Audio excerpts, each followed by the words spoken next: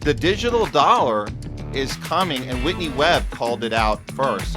Because this article that Whitney Webb wrote is from a year ago, but it came up again in on Twitter, on feeds today, or in the last couple of days. I know Ian Carroll was sharing something, and she responded to him. Do you want to walk us through what happened? I can bring the article up if you need it for reference. Yeah, so long story short, the FTX thing is relevant only because it shows you who some of the key players are. And the even though FTX as a company isn't really that relevant anymore, one of the banks that they were working with does actually seem to be the one that could have a lot to do with this CBDC that they're trying to roll out. But long story short, it's possible to implement a synthetic CBDC using stable coins. And that is something the Trump administration has fully embraced. And instead of it being a digital dollar that's issued by the Federal Reserve, aka our central bank, it's a digital dollar that's issued by companies that are essentially controlling our government. Because if you really look at it, the government, yes, has done bad things, but they're doing these bad things because of the forces controlling the government. So if we implement a synthetic CBDC just through the private sector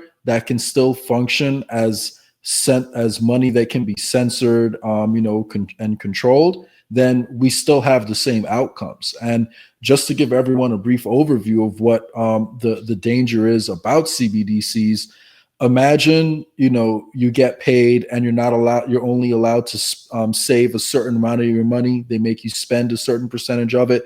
They only allow you to spend it in certain ways with certain vendors. All that can be achieved with a CBDC or with a stable coin. And so even though Trump has come out and said that his administration is not going to implement any CBDCs, they have embraced stable coins, which can function the exact same way. So, it's kind of like a Trojan horse to get to the same end goal. Now, in terms of the actual article Whitney Webb wrote, she goes into a lot of detail, but the player that she's calling out is it originally started out as Farmington State Bank. And then they wound up changing their name afterwards to Moonshot Bank, I believe. And they're the bank of the largest stable coin right now, which is Tether. And essentially, they have already kind of indicated that they're willing to be used by the government to achieve their goals, because they've censored transactions and they've frozen wallets that the US government tells them are, tied to terrorism. So they could just as easily, and granted they haven't done it too often just yet, they could just as easily come back and say any people who don't agree with whatever administration is in power is going to be designated as a terrorist, and we want you to freeze their accounts so they can't access their money. So it can function exactly the same way as CBDCs. And this bank that Whitney Webb brought up inside the article, when they changed their name, they actually got incorporated in the Bahamas. And so right now we have a bank that's not even within American, jurisdiction, that is part of the Federal Reserve and receives that FDIC insurance, and could have a very strong hand in how our CBDC gets rolled out, because they're the official bank of Tether, that cryptocurrency. And the gentleman who owns that bank, well, not the guy himself, but there's people on the board who are directly tied to Epstein. So Yeah. it's not a good set of characters surrounding this whole situation right now. Oh man. So you're saying that even though Trump is saying he'll freeze it, that's still not going to change the fact that we're going to be moving into this world where, I mean, we're already there. We're basically already there. If people are getting this digital money, they're getting money cut off or taken away or disappeared. They already control us. It's so everybody, no matter what you call it, everybody is basically being tracked and you can be punished by having your finances eliminated in a Yeah. snap of a finger.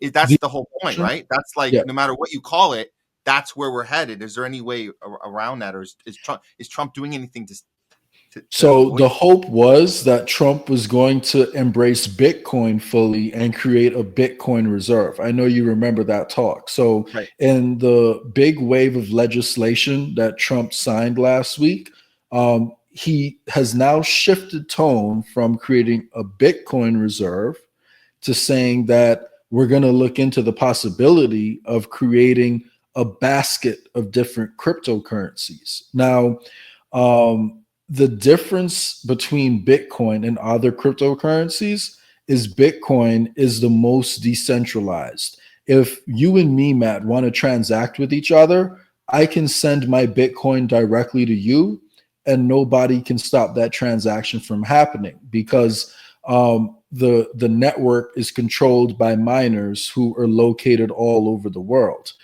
Um, with Ripple, which seems to be the most influential cryptocurrency in the Trump administration right now, the validators and the people who control how the cryptocurrency is verified, they all get very strongly recommended by Ripple Labs. And essentially, that means most of the people who are controlling these nodes have been pre-approved and pushed by Ripple Labs. So it's a very centralized system that's being pushed right now, and it's not decentralized the way Bitcoin is. So the good news is there is a way out. The bad news is Bitcoin is still volatile, and until there is a lot more adoption around it, it will actually remain pretty volatile. So I'm not confident that Bitcoin isn't going to take a drop of 20 to 30 like $1,000, because right now it's at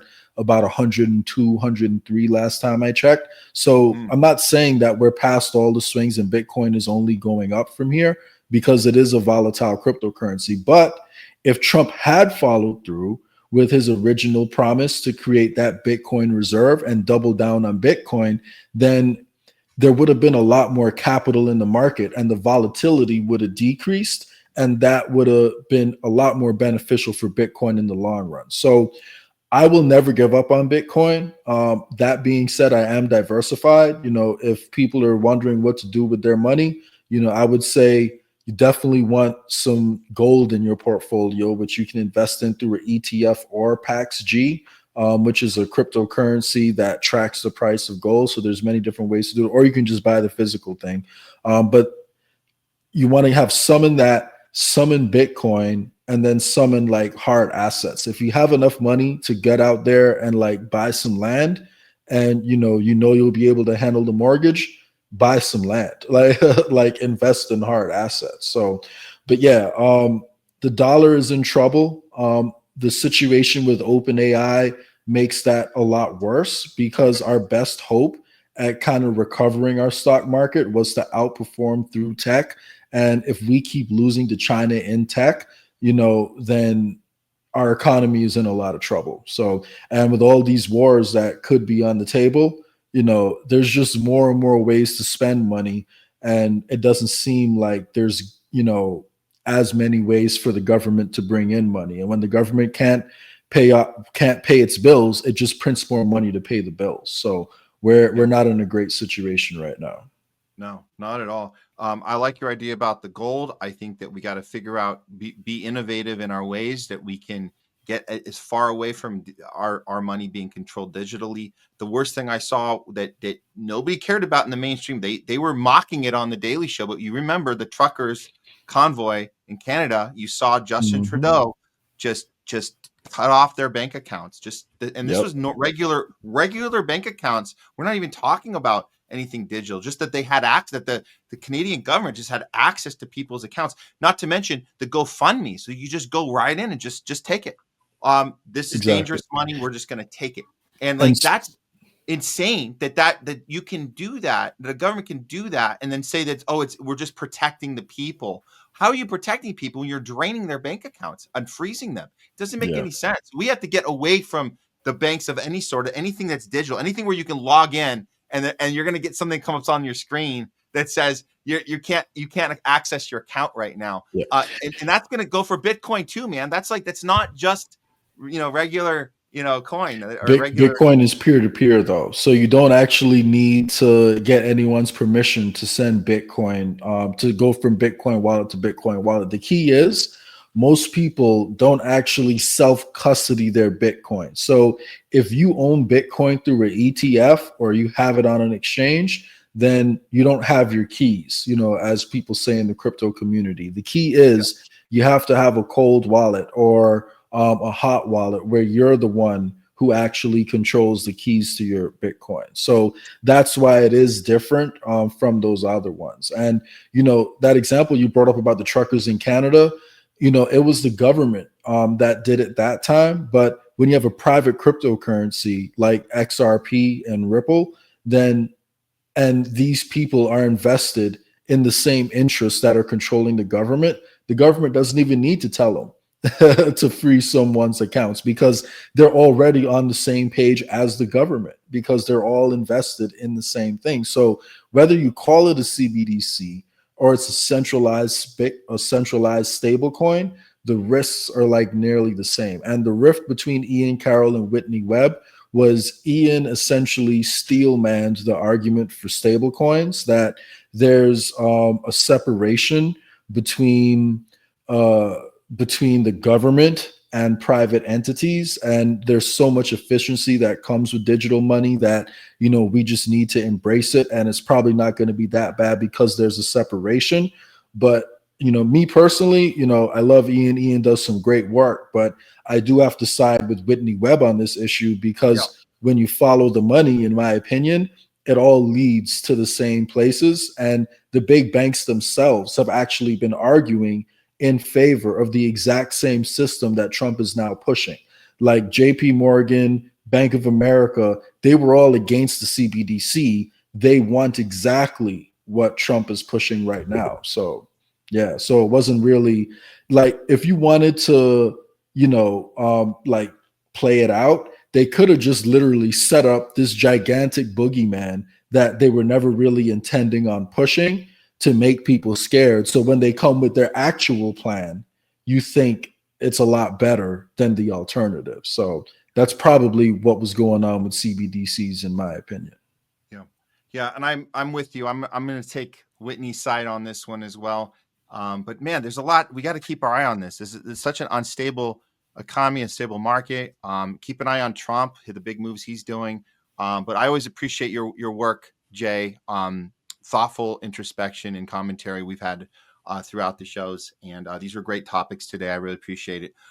Before I let you go, anything else you want to leave with the audience? I know we were able to talk about your Facebook situation. You got that worked out, right? And we can. Yes, Facebook is activated again, Good. thankfully. So Good. We'll see. Yeah, man. I just want to ask everyone to, pay attention to what Trump's doing. Always give him credit, when he does something good. But with this whole freeze on all federal, grants and federal spending, people should know that if you have a loved one who's in a hospital and that hospital is receiving federal grants right now, then Trump freezing all federal grants may wind up impacting the kind of care that your family member is receiving.